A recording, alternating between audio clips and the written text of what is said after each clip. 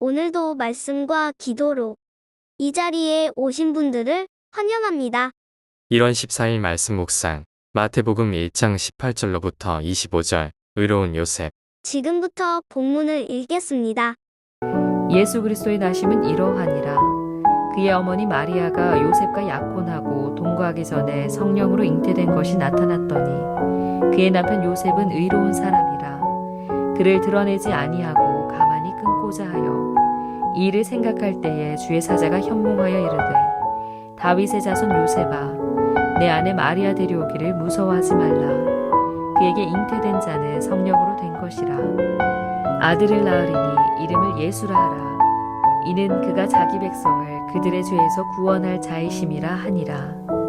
이 모든 일이 된 것은 주께서 선지자로 하신 말씀을 이루려 하심이니 이르시되 보라 처녀가 잉태하여 아들을 낳을 것이요 그의 이름은 임마누엘이라 하리라 하셨으니 이를 번역한즉 하나님이 우리와 함께 계시다 함이라.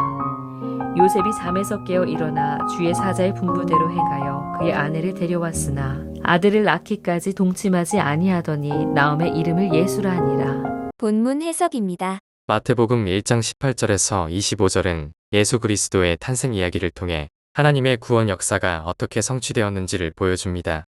천사가 요셉에게 나타나 예수 그리스도가 나실 것을 알려줍니다. 요셉은 천사의 말을 따라 마리아를 아내로 맞이합니다.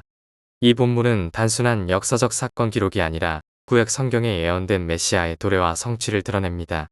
첫 번째 문단은 18절로부터 21절입니다. 다윗의 자손 요셉아. 첫 문단은 시작과 함께 세 가지 사실을 소개합니다. 먼저는 성령님의 능력으로 동정녀 마리아에게서 예수님이 잉태되셨습니다. 다음으로 이 소식이 약혼자 요셉에게 전달됩니다. 하나님의 사자는 이 일이 하나님의 뜻이며 아이 이름이 예수라고 알려줍니다.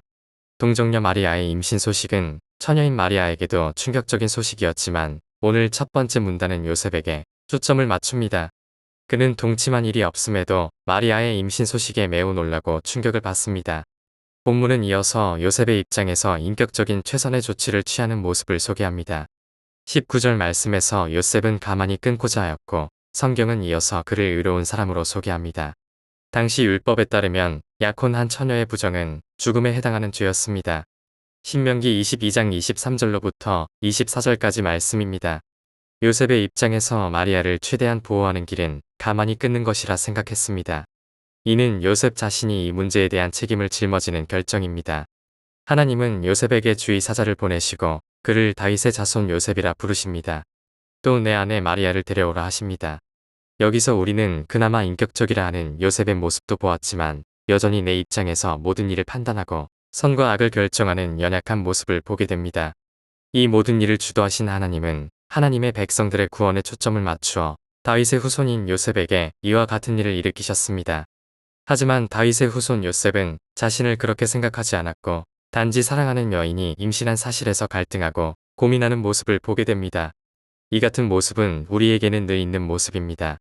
하나님께서 온전한 성도로 우리를 연단시켜 참으로 거룩한 하나님 자녀 곧 참성도로 만드시고자 할 때에도 하나님의 더 놀라운 약속과 성취를 바라보지 못한 채 내 입장에서만 고민합니다. 인격적인 요셉의 모습을 한편 대단하다고 여기면서도 여전히 하나님의 뜻을 알지 못하고 사는 연약한 인간의 모습 또한 발견하게 됩니다. 여기까지 첫 번째 문단입니다. 둘째 문단은 22절로부터 23절입니다. 말씀을 이루려 하심이니. 주의 사자는 요셉에게 마리아의 임신이 가진 의미를 가르칩니다. 둘째 문단은 이 일이 하나님의 언약을 성취하는 사건이라고 말씀합니다. 하나님은 예전의 선지자 이사야에게 이 일을 말씀하셨고 이사야는 예언하였습니다. 이사야 7장 14절에 있는 말씀입니다. 보라, 처녀가 잉태하여 아들을 낳을 것이요 그의 이름을 임마누엘이라 하리라. 하나님은 스스로 하신 약속을 기억하셨고 때가 되자 약속을 성취하셨다고 전합니다. 둘째 문단은 하나님의 약속이 지닌 의미가 임마누엘이라고 말씀합니다. 임마누엘은 하나님께서 우리와 함께 하신다는 뜻으로 이는 예수님의 사역과 존재의 본질을 요약합니다. 예수님은 단순히 인간의 죄를 해결하기 위해 오신 분일 뿐 아니라 하나님이 우리와 함께 하신다는 영원한 약속의 성취로 오셨습니다. 이는 성육신의 신비를 통해 하나님이 얼마나 인간을 사랑하시는지를 보여줍니다. 여기까지 둘째 문단입니다. 마지막 셋째 문단은 24절에서 25절입니다. 이름을 예수라 하니라. 셋째 문단은 두 가지 사실을 우리에게 전달합니다. 첫째는 요셉이 마리아를 데려옴으로 순종했다는 점과 주의 사자가 말한 대로 아기 이름을 예수라 지었다는 사실입니다. 아기의 이름을 예수라 하라는 명령은 그의 사명이 무엇인지를 분명히 드러냅니다. 예수는 히브리어로 여호와는 구원이시다라는 뜻입니다. 이는 예수님이 단순히 정치적 해방자가 아니라 백성을 죄에서 구원하기 위해 오신 구원자임을 선언합니다. 여기서 우리는 구속사의 핵심 메시지를 발견합니다. 예수님의 탄생은 인간의 죄 문제를 해결하기 위한 하나님의 궁극적 계획이었습니다. 예수님은 우리의 죄를 대신 짊어지시고 십자가에서 죽으심으로써 우리의 구원을 완성하셨습니다. 성령으로 잉태된 예수님은 참 하나님이시며 동시에 참 인간으로 오셨습니다.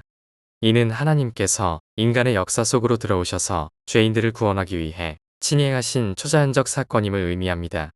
예수님의 탄생은 구속사의 중심 사건으로 하나님께서 인간의 연약함을 그대로 짊어지셨다는 놀라운 사실을 드러냅니다. 하나님의 구원, 하나님께서 우리와 함께 계심 등은 우리가 하나님께 간절히 기도해야 할 가장 중요하고 근본적인 사건입니다. 하나님은 이 약속을 하셨고 요셉과 마리아를 통하여 이 일을 성취하시려고 합니다. 하지만 다윗의 자손 요셉도 기억하지 못하였고 관심을 두지 않은 채 그저 자신의 입장에서만 해석하려는 모습을 보았습니다. 우리에게도 여전히 중요한 하나님의 약속이 남겨져 있습니다. 예수님의 재림, 우리의 몸의 부활, 최후의 심판, 영원한 생명 등이 그렇습니다. 그저 하루하루 살기에 바쁜 우리가 되어선 안 될 것입니다. 말씀을 통해 하나님의 약속을 기억하고 기도로 하나님의 섭리에 동참하는 우리 모두가 되기를 소원합니다.